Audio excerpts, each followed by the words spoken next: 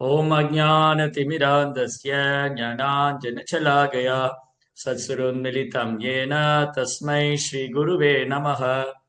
नमो विष्णुपादाय कृष्णपृष्ठाय भूतले श्रीमते भक्तिवेदान्त स्वामीति नामिने। नमस्ते सारस्वती देवे गौरवाणी प्रचारिणे निर्विशेषशून्यवादी पाश्चात्यदेशतारिणे। जय श्री कृष्ण चैतन्य प्रभु नित्यानंद श्री अद्वैत गदाधर श्रीवासदि गौरभक्त वृंद। हरे कृष्ण कृष्ण कृष्ण हरे हरे, हरे राम राम राम हरे हरे. ஹரே கிருஷ்ணா. பக்தர் எல்லாருக்கும் இனிமையான மாலை வணக்கம். இன்றைய பாகவத சத்சங்க வகுப்புல கலந்துட்டு இருக்கிற எல்லா பக்தர்களுக்கும் என்னுடைய பணிவான நமஸ்காரம். ஸ்ரீமத் பாகவத்துடைய 3ஆம் ஸ்கந்தம் 25வது அத்தியாயம். இன்னைக்கு படிச்ச பதம் 38வது ஸ்லோகம். நகி கர்ச்சேன்மத் பரசாந்த ரூபஹ நக்ஷந்தி நாமே அரிமின்சோ லேதிஹேதி येषामहं प्रियात्मसुतश्च सकगुरु सह गुरु सुहृदो दैवमीष्टम. Translation is given by Divine Grace A.C. Bhaktivedanta Swami Srila Prabhupada. Jai Srila Prabhupada ki jai. The Lord continued, my dear mother, devotees who receive such a transcendental opulences are never bereft of them. Neither weapons nor the change of time can destroy such opulences, because the devotees accept me as their friend, their relative, their son, preceptor, benefactor, and supreme deity. They cannot be deprived of their possessions at any time. Okay. So, ரொம்ப அழகான ஒரு ஸ்லோகம். இந்த அத்தியாயத்துடைய தலைப்பே பக்தி தொண்டின் மகிமைகள். தூய பக்தி தொண்டு எவ்வளவு சக்தி வாய்ந்தது, பக்தி தொண்டுடைய மகிமைகளை பற்றி பறைசாற்றக்கூடிய ஒரு அத்தியாயம். ஆனா உண்மையில இந்த அத்தியாயம் மட்டும் அல்ல, ஸ்ரீமத் பாகவதம் முழுவதுமே தூய பக்தி தொண்டை தான் பறைசாற்றுகின்றது, பக்தி தொண்டுடைய மகிமைகளை தான் பறைசாற்றுகின்றது. அதுல இந்த அத்தியாயத்துல பகவான் கபில தேவர், தேவகுதியின் புதல்வர், கர்தம மகரிஷிக்கும் தேவகுதிக்கும் குழந்தையா வந்தார். அப்போ கர்தமர் அந்த வாசுதேவன், அந்த வாசுதேவனே தவனு கபிலனாக, கபில வாசுதேவனாக, பகவானே கிருஷ்ணரே வாசுதேவன அவதாரம், வாசுதேவனே கபில தேவராக தேவகுதியின் புதல்வராக வந்திருக்கிறார் என்பதை கர்தம முனிவரும் தேவகுதியும் நன்றாக அறிவார்கள். அதனால ஒரு சாதாரண தாயை போல அல்ல தேவகுதி, ஒரு சாதாரண மகனை போல அல்ல கபில தேவர். தாய்க்கு தெரியும் தனக்கு பிறந்த குழந்தை முழுமுதற் கடவுளே தனக்கு குழந்தையா வந்திருக்குன்னு. இந்த அழகான ஒரு குழந்தை கபில தேவர் தன் அன்னைக்கு உபதேசிப்பது போல நமக்கு மிக அற்புதமான அன்றாட வாழ்க்கைக்கு தேவையான மிக முக்கியமான ஆன்மீக முன்னேற்றத்திற்கான பல்வேறு விஷயங்களை பகவான் நமக்கு கொடுத்திருக்காரு தேவகுதிக்கு சொல்றது மூலமா. தேவகுதிக்கு ஆன்மீக உபதேசம் தேவையா? தேவையில்லை. ஏன்னா பகவானே ஒரு குழந்தையா வந்திருக்கார். தேவகுதியானவள் பகவான் கிருஷ்ணரே தன் குழந்தையாக கபில வாசுதேவனா பெற்றெடுத்ததுனால அவங்க எல்லளவும் சந்தேகம் கிடையாது, அவங்க சிறந்த பக்தர், ரொம்ப அழகான ஒரு பக்தை. அப்போ தேவகுதி கேட்ட கேள்விகள், பகவான் கபில வாசுதேவர் அவங்களுக்கு சொன்ன பதில்கள், இது எல்லோருமே நம்முடைய நன்மைக்காக. பாகவதத்திலும் சரி, பகவத்கீதையிலும் சரி. பகவத்கீதையில அர்ஜுனன் கேள்வி கேட்கிறார், கிருஷ்ணர் பதில் சொல்றார்.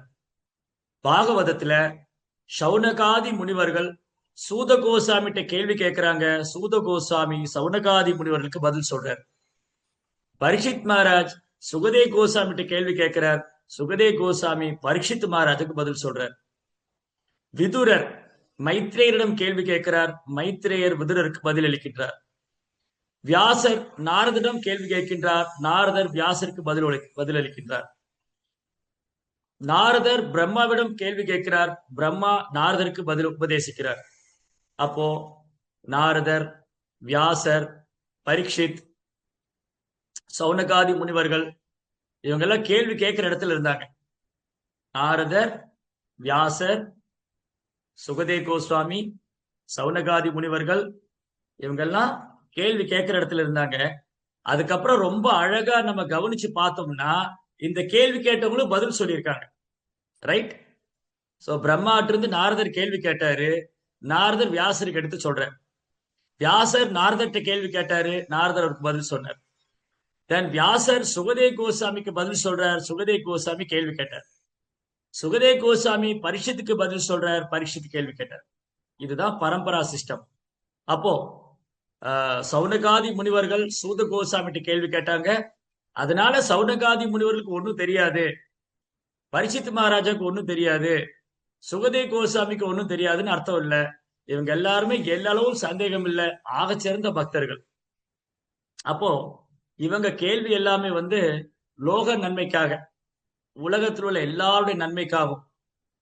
ஒரு சாது அல்லது ஒரு முனிவர், ஒரு பாகவதர், ஒரு பக்தர் கேள்வி கேட்கிறாருன்னு சொன்னா அது அவருக்கு மட்டும் அல்ல, சர்வோ பவந்து சுகினக, இந்த உலகத்துக்கே நன்மை தரக்கூடியது.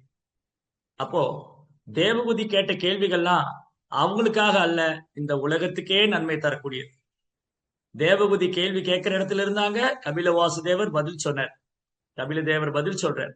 அப்ப இந்த சம்பாஷணை, இந்த உரையாடல் ஒரு சாதாரண அன்னைக்கும் ஒரு சாதாரண மகனுக்கும் நடந்த உரையாடல் அல்ல.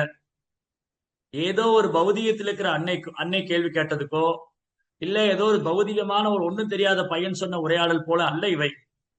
இவை அனைத்தும் வேதத்தின் சாரம். வேதைச சர்வை ரகமேவ வேத்யோ வேதாந்த கிருத் வேதவித் விதேகச்சாகம். வேதத்தால் அறியப்பட வேண்டியவர் கிருஷ்ணா, வேதங்களை முற்றிலும் அறிந்தவரும் கிருஷ்ணா, வேதங்களை தொகுத்ததும் கிருஷ்ணா. அப்போ தேவகுதியின் கேள்விகள் அனைத்தும், அதற்கான பதில் கபில வாசுதேவர் சொன்னவர் அனைத்தும் வேதத்தின் சாரம். நிகம கல்பதரோர் கலிதம் பலம் சுகமுகா திருவசம்யுதம் பிபத பாகவதம் ரசமாலயம். எல்லா வேதங்களின் சாரமாக ஸ்ரீமத் பாகவதம் இருக்கின்றது.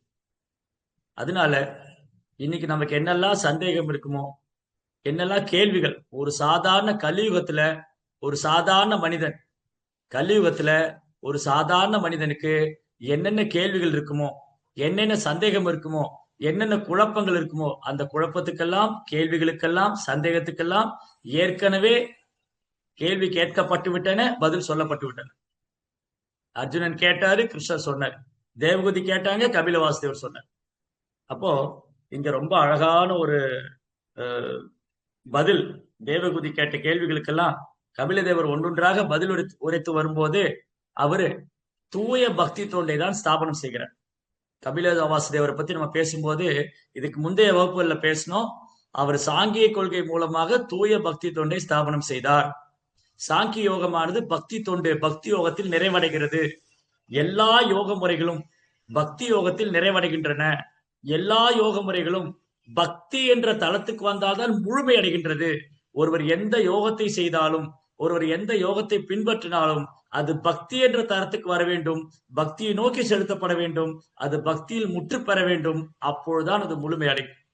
அப்போ சாங்கிய யோகம், கர்மயோகம், ஞான யோகம், அஷ்டாங்க யோகம், தியான யோகம், ஹடயோகம், எந்த யோகத்தை எடுத்துக்கொண்டாலும் பகவத்கீதையில பல்வேறு யோக முறைகளை பகவான் சொல்றார்.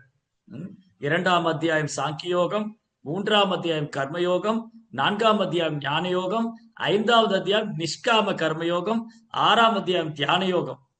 அப்போ இந்த அத்தியாயம் எங்க முடியுது? பக்தியில தான் முடியுது. அதனால பக்தி தொண்டே உயர்ந்தது, பக்தி தொண்டே சிறந்தது. அதை விட உயர்ந்ததும் சிறந்ததும் கிடையாது.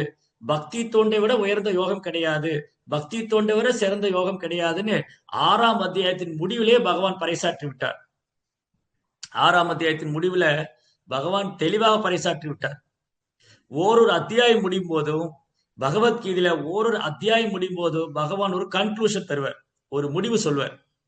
5ஆம் அத்தியாயத்தின் முடிவுல பகவான் சொல்றாரு, போக்தாரம் யக்ஞ தபசாம் சர்வலோக மகேஸ்வரம் சுகிருதம் சர்வபூதானாம் ஞாத்மாமாம் சாந்தி மிருச்சதி.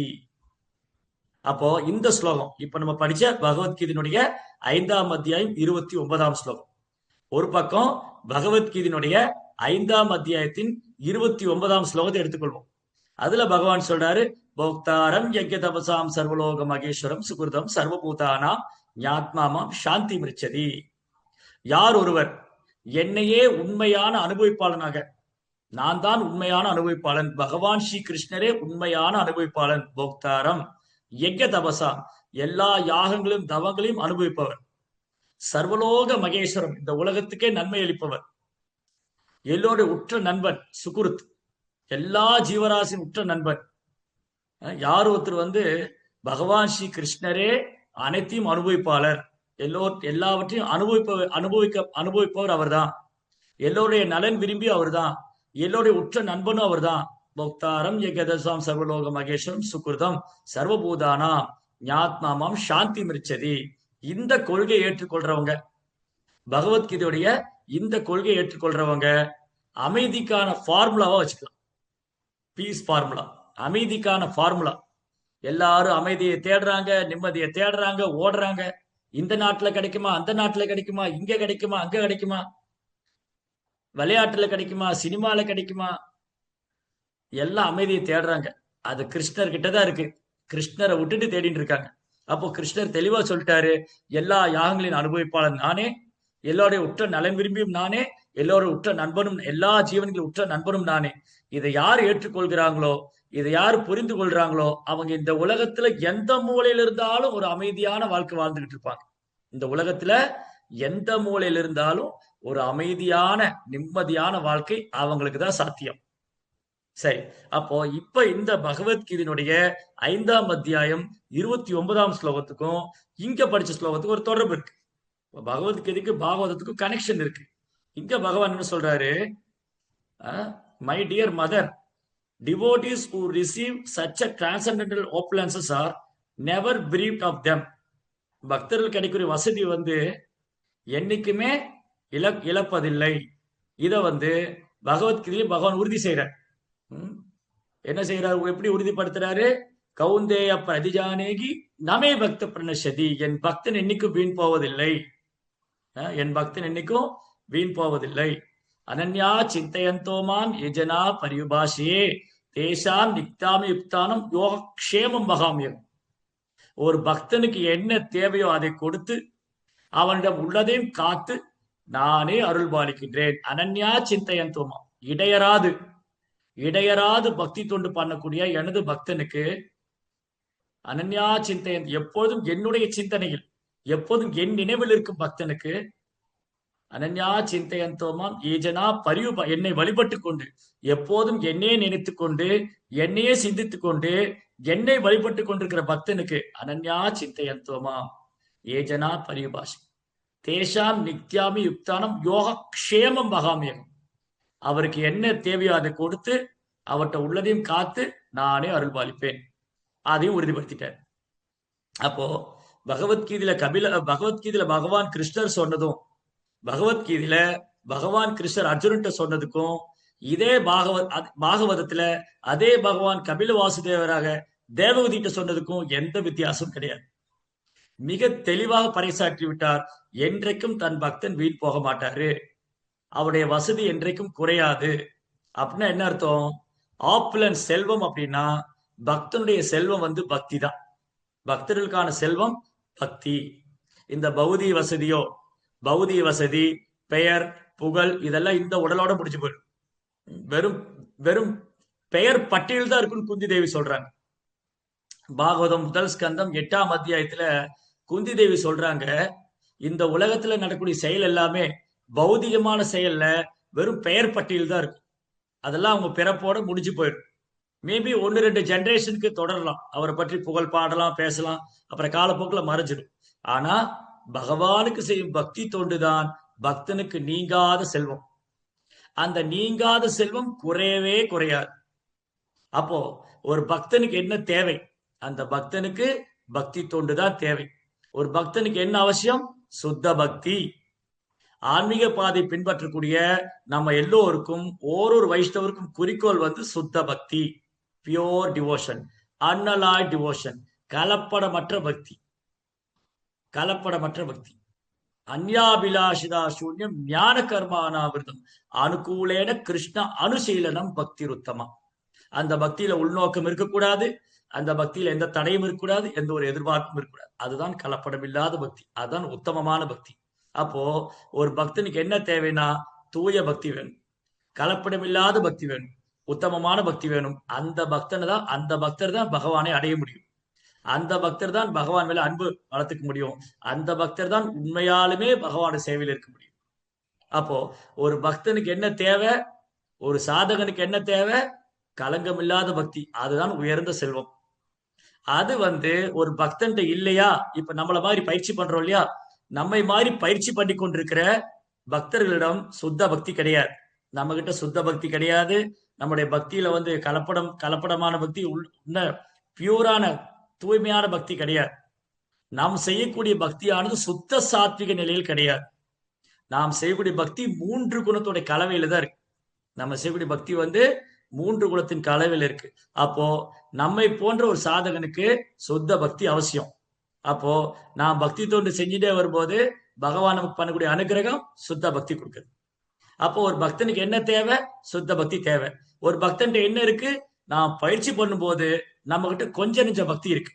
அப்போ நம்மிடம் இருக்கிற கொஞ்ச நெஞ்ச பக்தியும் வீணா போயிடக்கூடாது. அந்த பக்தி பாதை விட்டு நம்ம விலகிடக்கூடாது. நம்ம கிட்ட இருக்கிற கொஞ்ச நெஞ்ச பக்தியை நம்ம விட்டுறக்கூடாது. அந்த இருக்கிற பக்தியை காக்கணும், அவனுக்கு சுத்த பக்தியை கொடுக்கணும். இதுதான் அந்த பக்தனுக்கு செய்யக்கூடிய பரோபகாரம், பகவான் செய்யற பேர் உதவி. அதுதான் பகவான் பண்ற உண்மையான அனுக்கிரகம். அப்போ பக்தனுக்கு பகவான் கொடுக்கிற செல்வம், அது உண்மையான செல்வம், சுத்த பக்தி. பௌதியத்தில் எடுத்துட்டா கூட ஒரு பக்தனுக்கு கொடுக்கக்கூடிய பகவான் கொடுக்கக்கூடிய செல்வமானது அழிவற்றது. உதாரணத்துக்கு பாண்டவர்களுக்கு பகவான் செல்வத்தை திரும்ப கொடுத்தார். அது அதிர்ஷ்டத்தினால வரல. இந்த உலகத்துல நமக்கு செல்வம் கிடைக்குதுன்னா அது அதிர்ஷ்டத்தினால கிடைக்கலாம், சொந்த முயற்சினால கிடைக்கலாம், இல்ல கடினமான உழைப்புனால கிடைக்கலாம் இல்லையா? இந்த உலகத்துல ஒரு செல்வந்தரா இருக்காரு, ஒருத்தர் வசதி படைச்சவரா இருக்காரு, பெயர் புகழ் பதவி வசதி இதெல்லாம் ஒருத்தருக்கு கிடைக்குது. இந்த ஜட உலகத்துல ஒருத்தருக்கு பெயர் கிடைக்குது, புகழ் கிடைக்குது, வசதி கிடைக்குது, செல்வம் கிடைக்குதுன்னா அதுக்கு பல்வேறு காரணம் சொல்லலாம். ஒருத்தர் சொல்லலாம் என்னுடைய கடினமான உழைப்பு, என் கடினமான உழைப்புனாலதான் கிடைச்சது. ஒருத்தர் சொல்லலாம் இல்ல இல்ல என்னுடைய முன்ஜென்ம புண்ணியம், நான் புண்ணியம் பண்ணாலும் எனக்கு இதெல்லாம் எனக்கு கிடைக்குது. இன்னொருத்தர் சொல்லலாம் இல்ல இல்ல நான் திட்டமிட்டு செயல்பட்டதுனால கிடைச்சது, இல்ல என்னுடைய அதிர்ஷ்டத்தினால கிடைச்சது, எனக்கு நல்ல நேரம் அதனால கிடைச்சது, இல்ல என் கிரக நிலைகள்லாம் நல்லா இருந்தது அதனால கிடைச்சது. இந்த மாதிரி ஒருத்தர் ஆர்கியூ பண்ணலாம், சொல்லலாம். ஆனா இந்த மாதிரி கிடைக்கக்கூடிய செல்வம் நம்முடைய அதிர்ஷ்டத்தினாலேயோ இல்ல விடாமுயற்சினாலேயோ கடின உழைப்பினாலேயோ இல்ல முன்னோர்கள் சேர்த்து வைத்ததாலேயோ இல்ல கடினமான உழைப்பினால் எப்படி எடுத்துக்கிட்டாலும் இது தற்காலிகமானது. வலி மகாராஜா 3 உலகத்தையும் தன்னுடைய கட்டுப்பாட்டுல கொண்டு வந்தார். 3 உலகத்துக்கு சக்கரவர்த்தி பலி மகாராஜ். பலி மகாராஜா கடினமா யாகங்கள் செய்து வெகு வெகு நேர்த்தியாக தேவரோட யுத்தம் செய்து தேவர்களை விரட்டி அடித்து விட்டு 3 உலகத்துக்கு சக்கரவர்த்தியான பலி மகாராஜ். ஆனா ஒரு செகண்ட்ல வாமன தேவர் எல்லாத்தையும் அவர்கிட்ட எடுத்துட்டார். சலயசி விக்ரமனே பலி மற்புத வாமன பதனக நீரஜ நித ஜத பாவன கேசவதேதா வாமன ரூபா ஜெய ஜெகதீஷ ஹரே. ஒரு செகண்ட்ல வாமனமூர்த்தி போய் திருவிக்ரம அவதாரம் எடுத்து 3 அடி நிலம் கேட்டு 2 அடியில எல்லாத்தையும் வாங்கிட்டு வந்துட்டார். அதனால நம்முடைய சொந்த முயற்சினால கிடைக்கிற செல்வம் ஒருத்தர் வேணா நடிச்சுக்கலாம், ஆனா அது கூட முட்டாள்தனம் தான். யாரா ஒருத்தர் என்னுடைய சொந்த முயற்சினால எனக்கு செல்வம் கிடைச்சது, என்னுடைய விடாமுயற்சினால கிடைச்சது, என்னுடைய உழைப்பினால கிடைச்சது, இல்ல என்ன பாட்டம் போட்ட சொத்து, இது எங்க பூர்வீக சொத்து, அதுக்கப்புறம் இது எனக்கு அதிர்ஷ்டத்தினால கிடைச்சது, இல்ல இது தேவதையினால கிடைச்சது, இல்ல எனக்கு நல்ல நேரம் கிடைச்சதுன்னா இதெல்லாம் முட்டாள்தனம். எனக்கு எதுவுமே என்னுடைய சொத்தே கிடையாது. உண்மையில சொல்ல போனா இந்த உடலும் என் சொத்து கிடையாது, இந்த உடலுக்கு ஆத்மாவும் என்னது கிடையாது. இங்க எதுவுமே நான் எனதுங்கிற உரிமை கொண்டாடுறதுக்கான அதிகாரமே நமக்கு கிடையாது. நம்மள யாருக்குமே நான் எனது என்னுடைய உரிமை கொண்டாடுறதுக்கு அதிகாரமே கிடையாது. அப்படி யாராவது இங்க வந்து நாம நான் எனது என்னுடையதுன்னு உரிமை கொண்டாடினா அதுக்கு பேர் தான் பொய் அகங்காரம், அதுக்கு பேர் தான் மமகாரம், அதுக்கு பேர் தான் அறியாமை. ஈசாவாசம் இதம் சர்வம், அனைத்தும் பகவானுடையது. இந்த பிரபஞ்சம் பகவானால் சிருஷ்டிக்கப்பட்டது, இந்த உடல் பகவானால் சிருஷ்டிக்கப்பட்டது, இந்த உடல் இருக்கும் ஆன்மா பகவானுடைய சிறிய அம்சம். அப்ப இங்க எது என்னுடையது? இங்க என்னுடையதுங்கிற பேச்சுக்கே இடம் கிடையாது. இது எனது என்னுடையதுங்கிற பேச்சுக்கு இடம் கிடையாது. நாம் அறியாமையெல்லாம் நினைத்துக் கொண்டிருக்கிறோம் இது எனது என்னுடையது. அப்போ அப்படி ஒருத்தர் எடுத்துக்கிட்டா கூட, இது எனது என்னுடையதுன்னு ஒருத்தர் எடுத்துட்டா கூட அவரால் அது நிரந்தரமா அனுபவிக்க முடியாது. ஒரு காலத்துல விட்டுட்டு தான் போகணும். பெயர் புகழ் பதவி எல்லாத்தையும் விட்டுட்டு போயிடணும். மிஞ்சி மிஞ்சி போனா ஒரு 2-3 தலைமுறைக்கு தாங்கும்.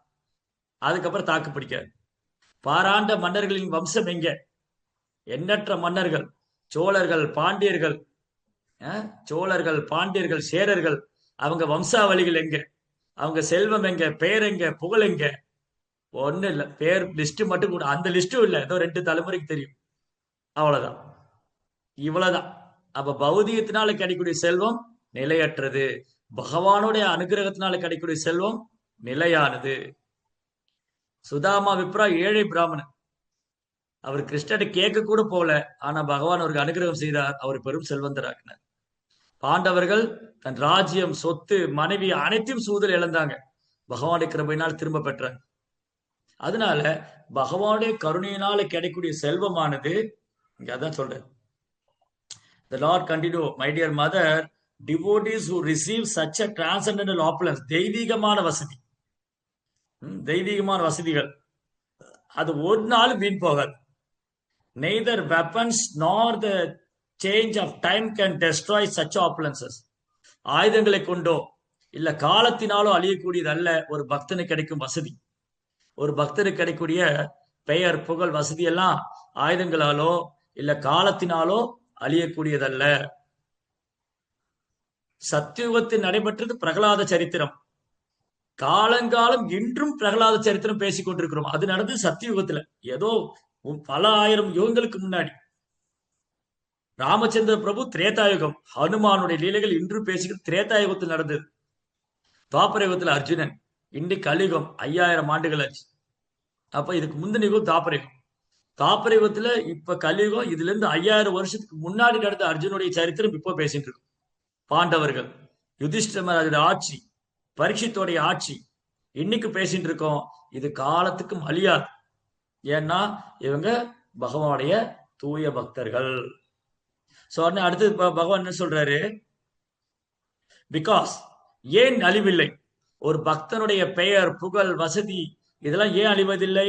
Because the devotee accept me as their friend, their relative, their son, preceptor, benefactor and supreme deity. They cannot be deprived of their possessions at any time. ஏன்னா பக்தர்கள் பகவானை தன் நண்பனாக, உறவினனாக, மகனாக, நலன் விரும்பியாக, அனைத்துக்கும் ஆதாரமாக, எல்லோருடைய நன்மை விரும்பியாக, அவர் ஒரு ரூபம், அவருடைய விக்கிரகம், அவரை முழு முதற் கடவுளாக ஏற்றுக்கொண்டதுனால அவங்களுக்கு எந்த நேரத்திலும் அழிவே கிடையாது. They cannot be deprived of their possession at any time. எந்த காலத்திலும், எந்த காலத்திலும், எந்த சூழலிலும், எந்த நேரத்திலும் ஒரு பக்தனுக்கு இழப்பே கிடையாது. இது கபில வாசுதேவர் சொல்றாரு. இதைதான் பகவான் கிருஷ்ணர் பகவத்கீதை அர்ஜுனன் சொன்னாரு. கௌந்தேய பிரதிஜானேகி நமே பக்த பிரணசதி, என் பக்தன் என்னைக்கும் வீண் போவதில்லை. அப்போ நிறைய வரலாற்று சான்றுகள் பார்க்கலாம். இங்க வந்து நம்ம இப்ப பாண்டவர்கள் உதாரணம் எடுத்துக்கிட்டோம். ராஜ்யத்தெல்லாம் இழந்து பகவான் திரும்ப ராஜ்யத்தை மீட்டு கொடுத்தார் பாண்டவர்கள். அதே போல சுதாமா அந்த பிராமணர், ஏழை பிராமணன், கிருஷ்ணருடைய நண்பன், பகவானுக்கு கிருபையினால் பெரும் செல்வந்தரான. இன்னைக்கும் சுதாமா சரித்திரம் பேசிட்டு இருக்கோம், படிச்சுட்டு இருக்கோம். இன்னைக்கு பாண்டவ சரித்திரம் பேசிட்டு இருக்கோம், படிச்சுட்டு இருக்கோம். இன்னைக்கும் சுக்ரீவனுடைய சரித்திரம், சொந்த சகோதரன் வாலி சுக்ரீவன் மனைவியும் அபகரித்து செல்வத்தையும் அபகரித்து கொண்டான். பகவான் வாலின் பக்கம், சுக்ரீவன் பக்கம் நின்று வாலியை வதம் செய்து மீட்டு கொடுத்தார். இன்றைக்கு பேசிட்டு இருக்கோம். பிரகலாத குழந்தை தந்தையே அசுரனாக மாறி குழந்தையை கொல்ல திட்டமிட்டார். ஆனா ஒரு ஒரு பிரகலாதருடைய தலைமுடியிலிருந்து ஒரு முடி கூட அவரால் அசைக்க முடியல. பிரகலாதருடைய தலையிலிருந்து ஒரு தலைமுடியை கூட அசைக்க முடியல இரண்யகசிபுனால. ஏன்? பிகாஸ் பிரகலாத மகாராஜா பகவானே தன்னுடைய எஜமானனாக, தன்னுடைய நலன் விரும்பியாக, தன்னுடைய பரம்பொருளாக, பரம புருஷோத்தமனா ஏற்றுக்கொண்டார். அந்த பிரகலாதன் சரணாகதி பண்ணியிருந்ததுனால பிரகலாதன் வந்து ஒரு ஒரு ஒரு அணு கூட பிரகலாதர் வந்து இரண்யகசிபுனால நெருங்கவே முடியல பிரகலாதன். அதே மாதிரி சுக்ரீவன் சரணாகதி என்று வந்து விட்டார். விபீஷணன் சரணாகதி என்று வந்து விட்டார். ராவணனை வதம் செய்து விபீஷனுக்கு ஆசை இல்லை, லங்கை ஆளணும், லங்கேஸ்வரன் ஆகணும். ராமர் போய் ராவணனை கொண்டுட்டா அப்புறம் எனக்கு வந்து அண்ணன் போயிட்டான், தின்ன காலி ஆயிடுச்சு, அண்ணன் எப்படா போவான், தின்ன எப்ப காலி ஆகும், ராமர் வந்து ராவணனை வதம் பண்ணிட்டாரு, இப்ப எனக்கு லங்கை கிடைச்சிரும், நாங்க லங்கேஸ்வரன் ஆயிருவேன், அதுக்கு வேண்டி நான் ராமர் கூட பக்கம் நிக்கிறேன். நோ, விபீஷ்ணா வந்து தன் செல்வத்துக்காக வேண்டியோ லங்கேஸ்வரன் ஆகணுங்கிற எண்ணத்துக்காக வேண்டியோ ராமர் பக்கம் வரல. விபீஷணனுக்கு வந்து தர்மத்தின் பக்கம் இருக்கணும். ராவணனும் அதர்மத்தின் பக்கம் இருந்தா எவ்வளவு உபதேசம் செய்தார். ராவணனின் உண்மையான நலன் விரும்பி விபீஷணன். ஆனா முட்டாள் ராவணன் தன் சகோதரன் உபதேசங்களை ஏற்றுக்கொள்ளாமல் அவனை உதாசீனப்படுத்தினார், அவமானப்படுத்தினார், தீய சொற்களால வந்து அவர் வந்து அவமதிச்சார். இதெல்லாம் இருந்தும் விபீஷணன் தன் சகோதரனுக்கு நன்மையே செய்யணும்னு நினைச்சார். அது நிறைவேறாம போகும்போது அவர் அதர்ம பக்கம் இருக்க விரும்பல, அவர் தர்மத்தின் பக்கம் வந்தார். ராமன் தர்மத்தின் சொரூபம், ராவணன் அதர்மத்தின் சொரூபம். அப்போ விபீஷணன் தர்மத்தின் பக்கம் இருக்கணும் தான் நினைச்சார், ராமர் பக்கம் இருக்கணும், ராமருக்கு சேவை பண்ணணும் தான் நினைச்சார். ராவணனும் திருந்த மாட்டானா அப்படின்னு நினைச்சாரு. ராமர் கூட சொன்னாரு, ஒரு சமயம் வாய்ப்பு கொடுக்கலாம், ராவணன் திருந்திடுவானோ, ராவணா இன்று போய் நாளை வா. இந்த ஓர் இரவாவது ராவணன் சிந்திச்சு ஒரு நல்லவனா மாறி அடுத்த நாள் வந்து, பிரபு இதோ சீதா நான் ஒப்படைத்து விட்டேன், என்னை மன்னித்து விடுங்கள், என்னையும் உங்க சேவனா ஏற்றுக்கொண்ட அந்த க்ஷணம் நான் ராவணனை மன்னிக்க தயார். இதுதான் பிரபு ராமர். பிரபு ராமர், பகவான் ஸ்ரீராமர் கருணையின் சொரூபம், அன்பின் சொரூபம். சரணாகதி என்று வந்து விட்டால் அவரை புறக்கணிக்க மாட்டார். இன்று போய் நாளை வா ராவணா, இன்று இரவு முடிய போகிறது, நாளை வா. ஒருவேளை இன்று இரவாவது ராவணன் மனம் திருந்த மாட்டானா, சரணாகதி செய்து விட மாட்டானா? ஆனா ராவணன் கேட்கவில்லை, அவன் அகால மரணம் அடைந்தான். அதே சமயம் விபீஷணன் லங்கேஸ்வரனாக முடிசூட்டப்பட்டார். விபீஷனுக்கு லங்கேஸ்வரன் ஆக வேண்டும் என்ற ஆசையோ, லங்கையை அனுபவிக்க வேண்டும், மாட மாளிகை கோபுரம் சொத்து வசதி பெயர் புகழ், நோ, இது எதுவும் அவர் நோக்கம் அல்ல. அவரது நோக்கம் பிரபு ஸ்ரீராமருக்கு சேவை செய்ய வேண்டும், பிரபு ஸ்ரீராமருக்கு சேவை செய்ய வேண்டும். வேற எந்த உள்நோக்கம் கிடையாது, வேற எந்த ஒரு எதிர்பார்ப்பும் கிடையாது. அவரது பக்தி களங்கம் இல்லாத பக்தி. அதனாலதான் விபீஷணன் லங்கையில் வந்து சக்கரவர்த்தியா முடிசூட்டப்பட்டாலும் அவர் ராமரோட அயோத்தியா வந்து தங்கியிருக்கார். அப்புறம் போகமாட்டேங்கிறார் அயோத்தியில இருந்து, நான் போகமாட்டேன், இங்கிருந்து உங்களை விட்டு போகமாட்டேன், நான் இங்கேதான் இருப்பேன். பிரபு சொன்னார், இல்ல விபீஷணா, அங்க லங்கையில நீ வந்து முடிசூட்டப்பட்டிருக்கிறாய், நீ மக்களை பாதுகாக்க வேண்டும், அவங்களை வழிநடத்த வேண்டும்.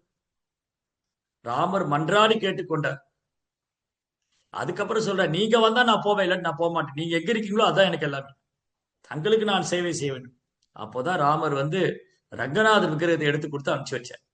ரங்கநாதரும் பகவானும் வேற வேற இல்ல, பிரதிமா மூர்த்தி நகி துமி சாக்ஷாத் பிரஜேந்திர நந்தனா. கிருஷ்ணா, நீங்க கல்லோ மண்ணோ சிலையோ அல்ல, நீங்க முழு முதற் கடவுள். சோ இப்படி நம்ம பார்க்கலாம், இங்க பகவானுடைய பக்தர்கள் இவங்க எல்லாருமே வந்து விபீஷணன், சுக்ரீவன், ஹனுமான், பிரகலாதன், அர்ஜுனன், பாண்டவர்கள், யுதிஷ்டிரர், இவங்க பரீட்சித்து, இவங்க யாருமே வந்து பதவி பெயர் புகழுக்காக பகவானுக்கு பக்தி செய்யல. அவங்க பக்தியில எந்த உள்நோக்கம் கிடையாது, அது வந்து எந்த ஒரு எதிர்பார்ப்பும் கிடையாது. அவங்க பக்தி வந்து கலப்படமற்றது. அத்தகு பக்தர்கள் பெற்ற செல்வம், பெயர், புகழ், பதவி, இது எக்காலத்திலும் அழிவில்லாதது, நித்தியமானது. So, my dear mother, devotee who receives such a transcendental opulence are never bereft of them.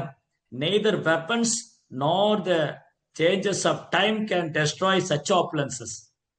ஆயுதங்களாலோ காலத்தாலோ கூட அழிக்க முடியாது. காலத்தையும் வென்றவர் தூய பக்தன்னு சொன்னா, காலத்தையும் வென்றவர். அதுக்கப்புறம் ஏன் அப்படின்னா, ஏனென்றால் எனது பக்தர்கள் எப்பவும் என்னை நண்பனாக, உறவினனாக, மகனாக, உரிமையாளனாக, நலன் விரும்பியாக முழு முதற் கடவுளாக ஏற்றுக்கொண்டதினால் அவங்க வந்து என்னைக்குமே அவங்க எந்த காலத்திலும் அழிக்கப்பட மாட்டார்கள். அழிக்க முடியாது அவங்கள. It's very beautiful. ஸோ இப்படி யுகம் தோறும், அது சத்தியுகமாகட்டும், திரேதாயுகமாகட்டும், திராபர யுகமாகட்டும், தன்னை சரணாகதி என்று வந்த பக்தரிடம் பகவான் ஒருபோதும் அவர்களை கைவிட்டதில்லை. அதே மாதிரிதான் கலியுகத்திலும் பகவான் ஸ்ரீ சைத்தன்ய மகாபிரபு. சைத்தன்ய மகாபிரபு கருணையின் கடல். நமோ மகாவதான மிக மிக கருணை வாய்ந்தவர். கருணையின் சொரூபம் சைத்தன்ய மகாபிரபு. இந்த கலியுகத்துல அவர் கருணையை ஆயுதமா கொண்டு வந்தார். வேற எந்த ஆயுதம் இல்லை. கலியுகத்துல அவர் கொண்டு வந்தது கருணாயுதம். அவர் கருணாவதாரம். அப்போ இங்க சீதா மாயாப்பூர்ல ஒரு அழகான இடம் இருக்கு, சமுத்திரகார். அந்த சமுத்திரகார்ல சமுத்திர சேனான்னு ஒரு ராஜா இருந்தார். சமுத்திர சேனா அவரு துவாபர யுகத்துல இந்த சமுத்திர சேன ராஜா பகவானுடைய மிகச்சிறந்த பக்தர். அவருக்கு வந்து பகவான் மேல அவ்வளவு அன்பு. ஒரு ராஜ ரிஷி அவர். ராஜ ரிஷினா புலன்களை வென்றவர், பௌதீகத்துல பற்றற்றவர், எப்பொழுதும் பகவானை சிந்தித்துக் கொண்டிருப்பவர், எப்பொழுதும் பகவான் லீலைகளை ஸ்மரணம் செய்து கொண்டிருப்பவர், பகவானுடைய தரிசனத்துக்காக ஏங்கி கொண்டிருப்பவர். ஒரு தூய பக்தர் எப்பவுமே நான் பகவானை பார்த்துட்டேன், அவர் தரிசனம் பண்ணிட்டேன் அப்படின்னு நினைப்பதில்லை. ஒரு தூய பக்தர் எப்பவுமே பகவானுடைய சேவைக்காக, அவர் தரிசனத்துக்காக ஏங்கி கொண்டிருப்பார். நான் எப்போ பகவானை பார்க்க போறேன், நான் எப்போ அவருக்கு சேவை பண்ண போறேன், நான் எப்போ அவர்கிட்ட அன்பு பரிமாற்றம் செய்ய போறேன். ஸோ சமுத்திர சேனா ஓரொரு நாளும் பகவானுடைய தரிசனத்துக்காக, அவர் சேவைக்காக ஏங்கி கொண்டிருக்கிறார். அவர் பகவானை அர்ச்சாபிக்கிரகம், அவர் வழிபாடு செய்து கொண்டிருக்கிறார். பகவானை காண வேண்டும், அவருக்கு அன்பு செய்ய வேண்டும். அப்போ துவாபர யுகத்துல கௌரவர்கள் போரில் தோற்கடிக்கப்பட்டு பாண்டவர்கள் அரியாசனத்தில் அமரப்பட்ட யுதிஷ்டிர மகாராஜா இந்த உலகத்துக்கே சக்கரவர்த்தி ஆனார். அப்போ அவரது தமைய சகோதரர்கள் அர்ஜுனன், பீமன், அவங்க வந்து பல்வேறு நகரங்கள்ல சுற்றுப்பயணம் செய்து அரசாங்கத்துக்கு வரி வசூல் செய்யணும். அப்போ பீமா வந்து பல்வேறு இடங்களை சுற்றி வரும்போது அவர் இங்க வர நவதீப் தான். அவர் வந்து சமுத்திரகார் அந்த இடத்துக்கு வர. ரொம்ப அழகான ஒரு இடம் இது. வந்து நவதீப்ல சுத்தி பகவானுடைய அந்த அற்புதமான தாமத்துல நிறைய தீபங்கள், நிறைய சின்ன சின்ன தீவுகள் இருக்கு. 9 தீவுகள், ரித்து தீப், ஜானு தீப், இந்த மாதிரி 9 தீவுகள் இருக்கு. அதுல ஒரு தீவுல வந்து இந்த சமுத்திரசேன ராஜா, அவர் அந்த தீவுக்கு ஒரு சிற்றரசரா இருக்கார். ஒரு குறுநில மன்னர், சிற்றரசர். இந்த சிற்றரசர்கள், குறுநில மன்னர்கள் பேரரசருக்கு கப்பம் கட்டணும், வரி செலுத்தணும். அந்த ஊருக்கான வரியை வந்து சிற்றரசர்கள், குறுநில மன்னர்கள் என்ன பண்ணணும், பேரரசருக்கு வரி செலுத்தணும். அப்ப யுதிஷ்டருடைய பிரதிநிதியாக, யுதிஷ்ட மகாராஜருடைய பிரதிநிதி, ஏன்னா Yudhishthira Maharaj emperor is emperor of the whole universe. இந்த பிரபஞ்சத்துக்கே சக்கரவர்த்தி யுதிஷ்ட மகாராஜ். அப்போ இந்த பிரபஞ்சத்துக்கே சக்கரவர்த்தியான யுதிஷ்ட மகாராஜா தனது சகோதரர்களை வந்து பூமியில அனுப்பிச்சிருந்தாரு அரசாங்கத்துக்கு வந்து கப்பம் கட்டு. அப்போ யார் ஒருத்தர் அரசருடைய கட்டளை ஏற்றுக்கிறாங்களோ அவங்க அரசாங்கத்துக்கு கீழ்ப்படிஞ்சவர். யார் வந்து அரசாணை ஏற்றுக்கொள்ளாம சவால் விடுறாங்களோ அவங்க யுத்தம் செய்யணும். அர்ஜுனன் கூட பீமன் கூட யுத்தம் பண்ணணும். ஒண்ணு இந்த யுத்தத்துல அவங்க ஜெயிக்கணும், இல்ல யுத்தத்துல தோத்து போனா அவங்க சரண்டர், கைது செய்யப்படுவார். அப்போ இங்க இந்த சமுத்திரசேன ராஜா என்ன பண்ணாரு, பீமன் வரிவசு பண்ண வந்திருக்காரு. பீமனுடைய சக்தி என்னது, அவர் யாரு, அவரோட யார் யுத்தம் செய்ய முடியும்? பீமனுக்கு நிகரா யுத்தம் செய்யறவங்க யார்? பீமனுக்கு 10,000 யானை பலம். பீமசேனாவுக்கு 10,000 யானை பலம். அவர் யாராலும் யுத்தத்துல தோற்பிக்க முடியாது. எல்லாத்துக்கும் மேல பகவான் கிருஷ்ணர் ஒரு பக்கம் இருக்கார். ஜெயத்து பாண்டு புத்திரானாம் ஏக்ஷாம் பக்ஷே ஜனார்தனா. எங்க பகவான் ஸ்ரீ கிருஷ்ணர் இருக்காரோ, எங்க அர்ஜுனன் இருக்காரோ, அங்க செல்வம், வெற்றி, அசாதாரண அழிவழிவி. எத்திர யோகேஸ்வர கிருஷ்ணா எத்திர பார்த்தரோ தனுத்தரா தத்ர ஸ்ரீ விஜயோ பூதிர் திருமா நீதிர் மதிர் மம. பாருங்க, திரும்ப பகவான் சொல்ற, எங்கெல்லாம் வந்து பகவான் கிருஷ்ணர் இருக்காரோ, யோகேஸ்வரன், யோகத்தின் அரசன், யோகிகளின்கெல்லாம் அரசன், யோகத்துக்கெல்லாம் அரசன் யோகேஸ்வரா கிருஷ்ணா. எத்திர யோகேஸ்வர கிருஷ்ணா எத்திர பார்த்தரோ தனுர்தரா. உன்னத வில்லாளியான அர்ஜுனன்.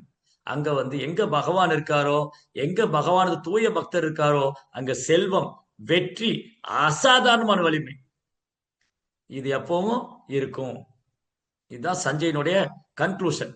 சஞ்சயன் கடைசியில் என்ன முடிவு பண்றாரு, இதுதான் முடிவு கொண்டு வர்றாரு. எங்கெல்லாம் கிருஷ்ணர் இருக்காரோ, எங்கெல்லாம் அர்ஜுனன் இருக்காரோ, பகவத்கீதை சொல்லி முடிக்கும் போது அர்ஜுனன் கிருஷ்ணர் பகவத்கீதை சொல்லி முடிச்சாரு. அப்ப சஞ்சயனும் கேட்டுட்டு இருந்தாரு. சஞ்சயன் திருதராஷ்டிரர் சொல்றார். ஏன்னா திருதராஷ்டிரன் கண் பார்வை கிடையாது. அவன் அஸ்தினாபுரத்துல உட்கார்ந்துட்டு இருக்கார். அங்க குருஷேத்திரத்துல பகவான் ஸ்ரீ கிருஷ்ணர் அர்ஜுனனுக்கு சொன்ன அதே பகவத்கீதைய அர்ஜுனன் அர்ஜுனனுக்கு கிருஷ்ணர் சொன்ன அதே பகவத்கீதையை சஞ்சயனும் கேட்டுட்டு இருந்தார். சஞ்சயன் அஸ்தினாபுரத்துல உட்காந்துட்டு வியாசுடைய கருணையால அங்க என்ன நடந்தது சொல்ற.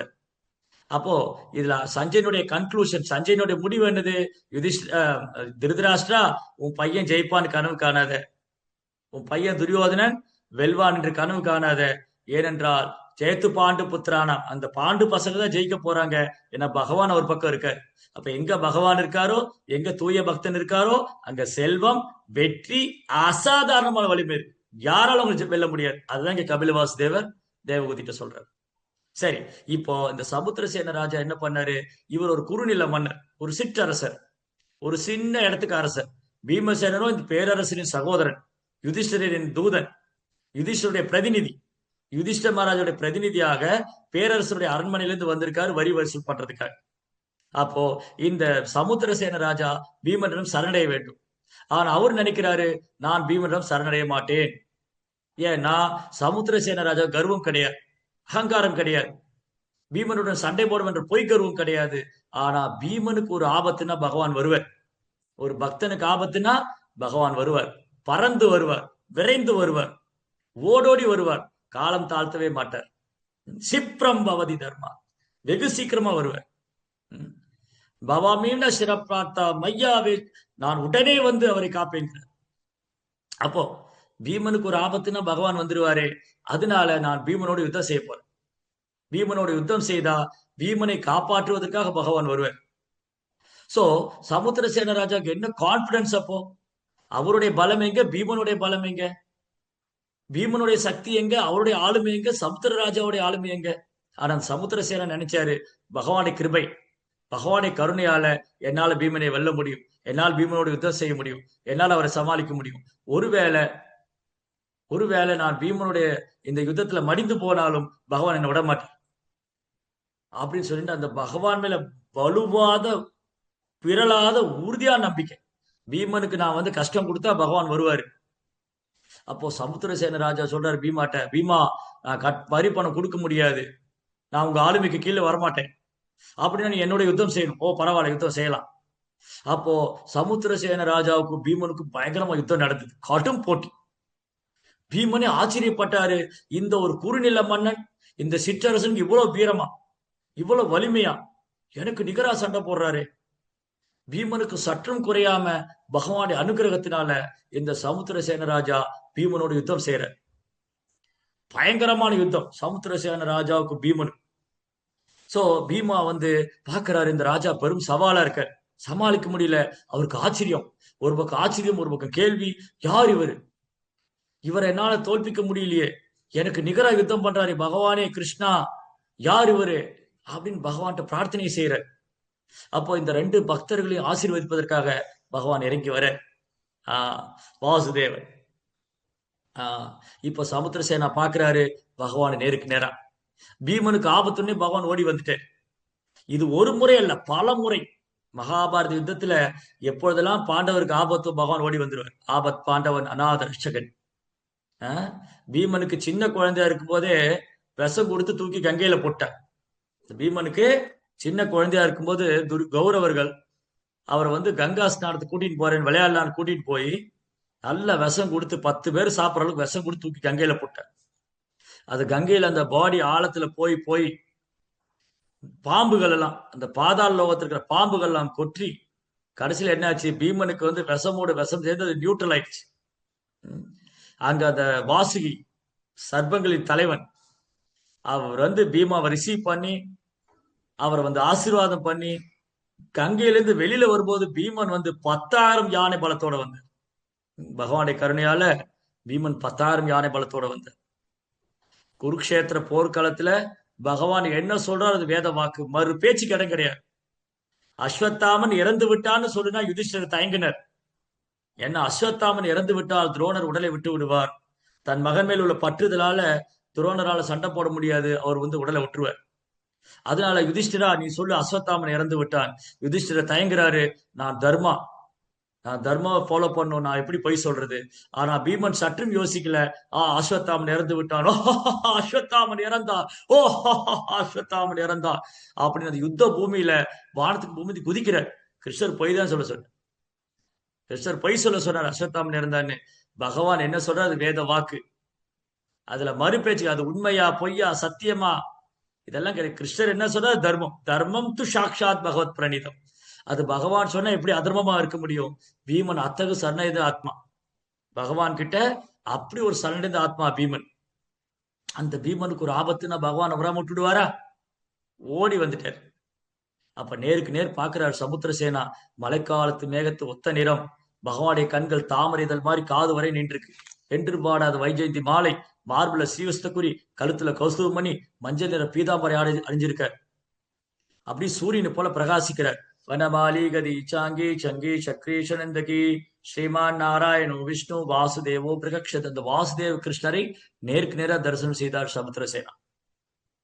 பகவானுக்கு புரிந்தது, சமுத்திரசேனா என்னை பார்ப்பதற்காக ஆர்வம் கொண்டு என் தரிசனத்துக்காக பீமனை எதிர்க்கிறார். உண்மையில் அவருக்கு ஆணவமோ அகங்காரமோ கிடையாது. சமுத்திரசேனனுக்கு ஆணவம் அகங்காரம் ஆட்சியை பிடிக்கணும் என்ன கிடையாது. கீழ்ப்படியக்கூடாது, யுதிஷ்டரை அவமதிக்க வேண்டும் என்ன கிடையாது. இந்த பீமனுக்கு நான் இடையூறு செய்தால் பகவான் ஓடி வந்து விடுவார். அப்போது நான் பகவானை தரிசனம் செய்வேன் அல்லவா அப்படின்னு வந்து சமுத்திரசேனா வந்து பகவானை தரிசனம் செய்தார். பீமனையும் பகவான் ஆசீர்வதிக்கிறார், சமுத்திரசேனாவும் ஆசீர்வதிச்சார். அதோடு நின்று விடவில்லை.